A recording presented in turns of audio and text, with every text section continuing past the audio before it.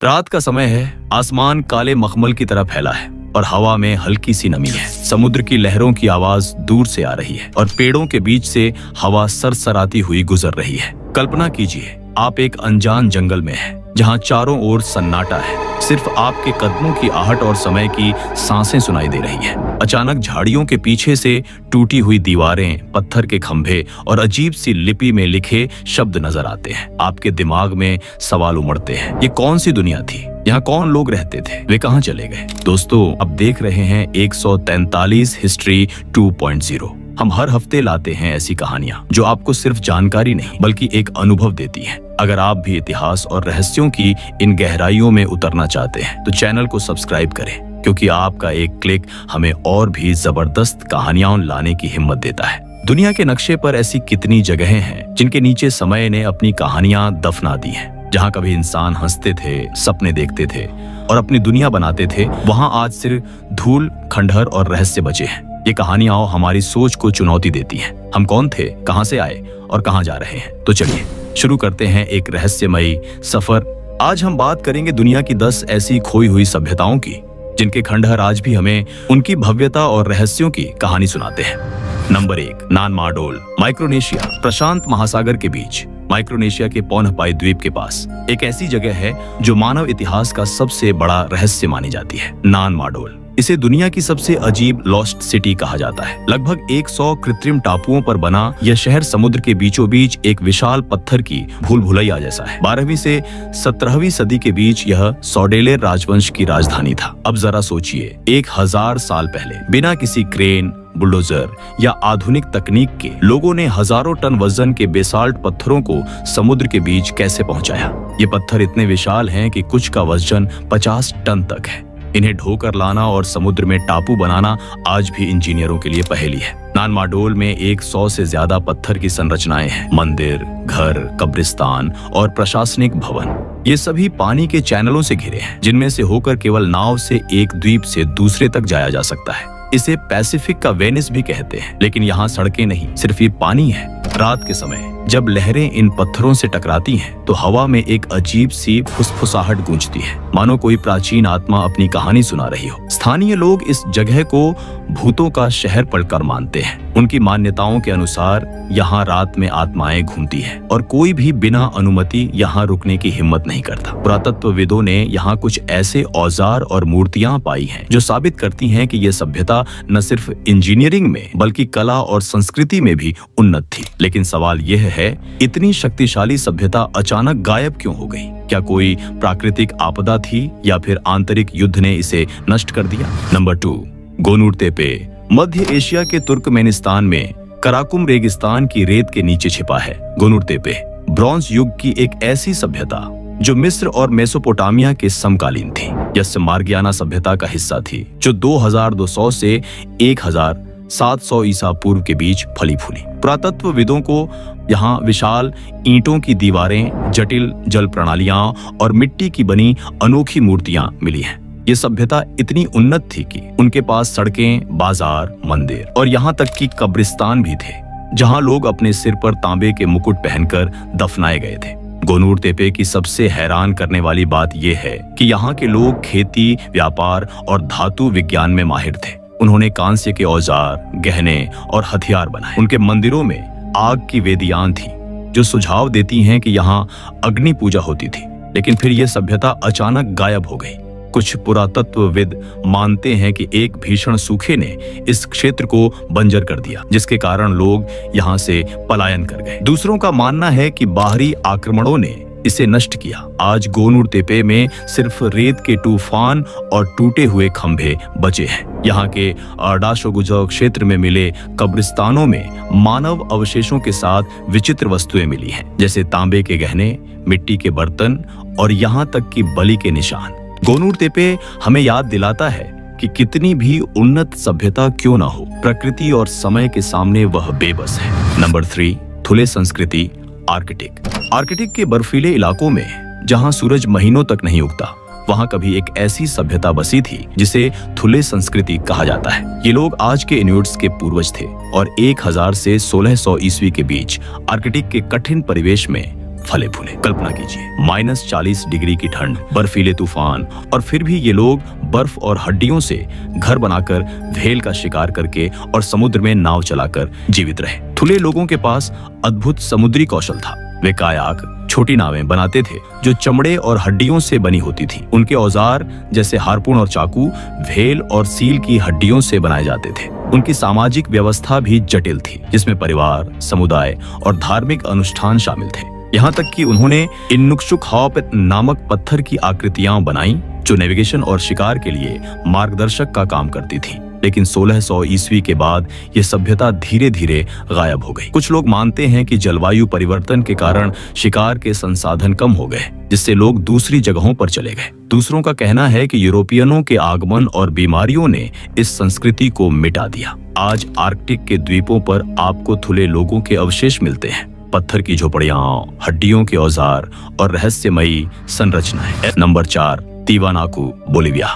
दक्षिण अमेरिका के एंडीज पर्वतों में टिटिकाका झील के किनारे समुद्र तल से 13,000 फीट की ऊंचाई पर बसा है तिवानाकू। यहाँ की हवा इतनी पतली है कि सांस लेना भी मुश्किल हो जाता है। फिर भी यहाँ कभी एक ऐसी सभ्यता फली फूली जिसने विशाल पत्थरों से मंदिर, द्वार और प्लेटफॉर्म बनाए। 500 से 1000 ईस्वी के बीच ये सभ्यता अपने चरम पर थी। इसका सबसे प्रसिद्ध स्मारक है पस्चा गेट ऑफ द सन, एक विशाल पत्थर का द्वार जिसे इतनी सटीकता से तराशा गया है कि वैज्ञानिक आज भी इसके निर्माण के तरीके को समझ नहीं पाए। तिवानाकू के लोग खेती में माहिर थे। उन्होंने ऊंचाई पर मक्का और क्विनोआ उगाने के लिए नहरें और उभरे हुए खेत बनाए। उनकी खगोलीय गणनाएं इतनी सटीक थीं कि वे सितारों और सूरज की गति के आधार पर फसलें बोते थे। यहाँ के पत्थर इतने भारी हैं, कुछ का वजन 100 टन से ज्यादा, कि इन्हें बिना आधुनिक मशीनों के ढोना लगभग असंभव लगता है। फिर भी ये पत्थर न सिर्फ ढोए गए बल्कि सटीकता से काटकर और जोड़कर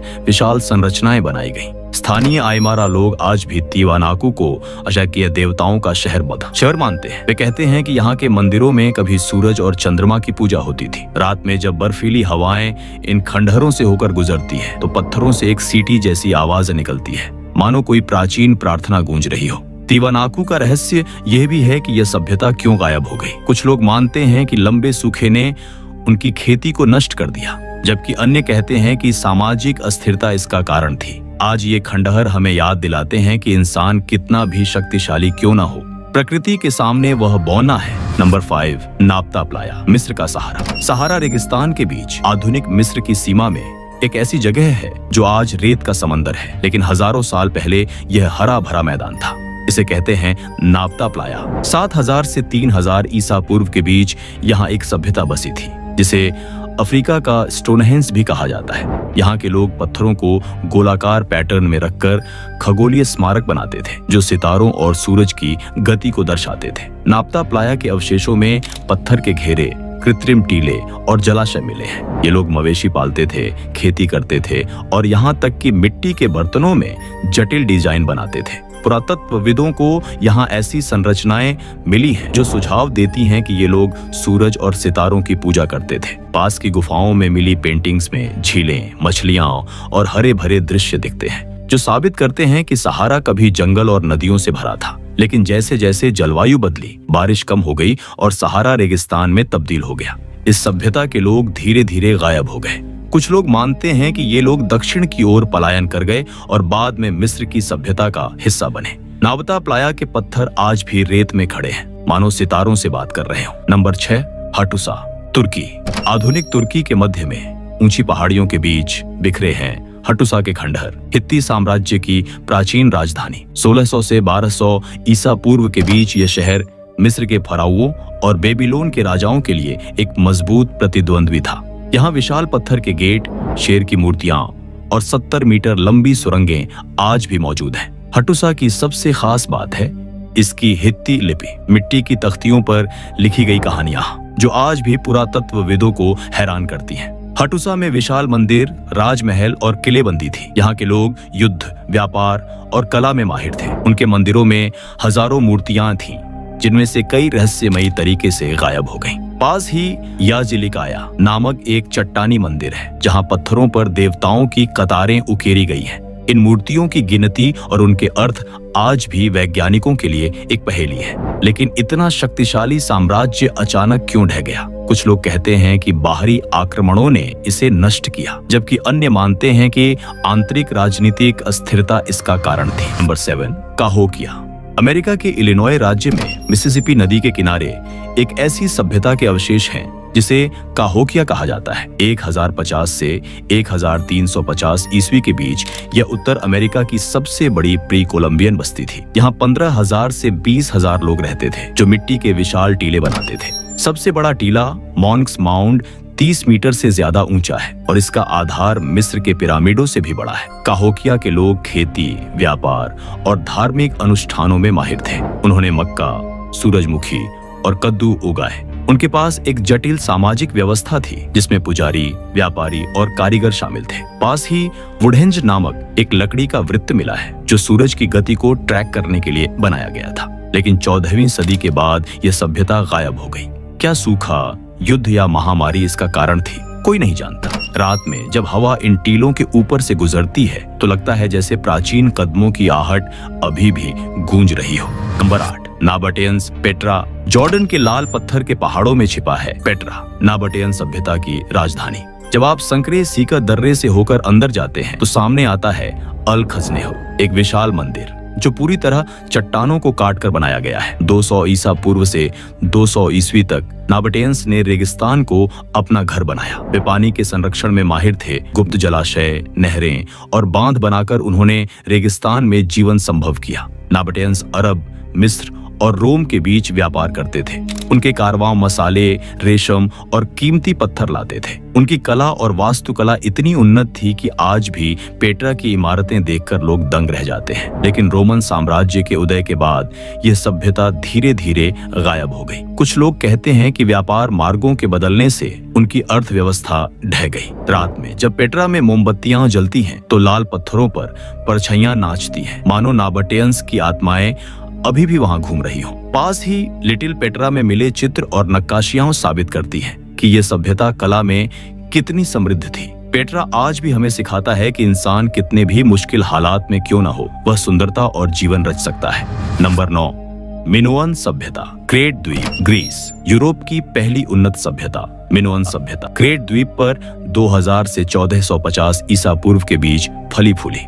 इसका केंद्र था नोसोस पैलेस, एक विशाल महल जिसमें सैकड़ों कमरे, रंगीन भित्तिचित्र और जटिल नालियां थीं। मिनोअन्स समुद्री व्यापार में माहिर थे। वे मिस्र, फोनिशिया और अनातोलिया के साथ व्यापार करते थे। उनकी कला में बैल, समुद्र और प्रकृति के चित्र प्रमुख थे। लेकिन एक बड़े ज्वालामुखी विस्फोट और भूकंप ने इस सभ्यता को नष्ट कर दिया। कुछ लोग मानते हैं कि यही वह आपदा थी जिसने एटलांटिस की कहानी को जन्म दिया।